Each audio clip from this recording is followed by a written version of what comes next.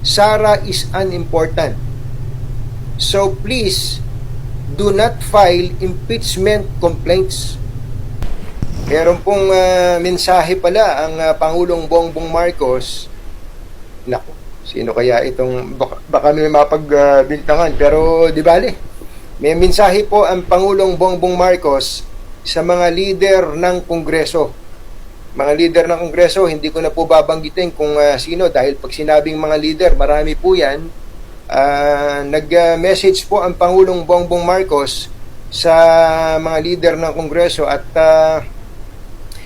chinek ko munang mabuti. Baka kasi tayo makorwente, no? Makorwente dahil sa ngayon po gigil na gigil ang maraming mga politiko, hindi lang po politiko, pati po yung mga ibang mga NGOs gustong-gustong sampahan ng kasong impeachment si Vice President Sara Duterte. Ano po, mga kababayan?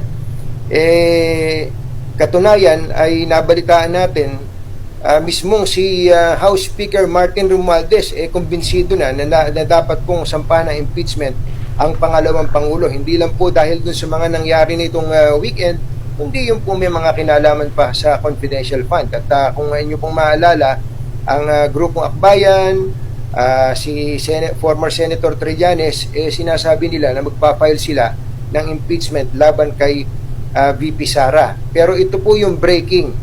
Ano po? Ito po yung breaking. Nakakuha po tayo ng kopya. Pinagkatiwala po sa atin ng isa sa mga nakatanggap ng mensahe galing sa Pangulong Bongbong Marcos Jr. mismo. Ano, pwede ba nating ipakita?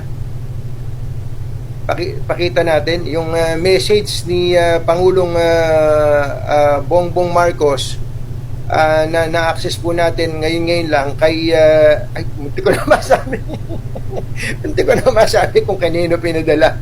Ano po, ito po yung parte nung mensahe ng Pangulong Bongbong Marcos sa mga House leaders. In the larger scheme of things, Sara is unimportant. So please, do not file impeachment complaints. Sa malaking usapan, sabi ng Pangulo, ng mga bagay, hindi naman mahalaga si Sara, sabi po niya. So please, do not file impeachment complaints.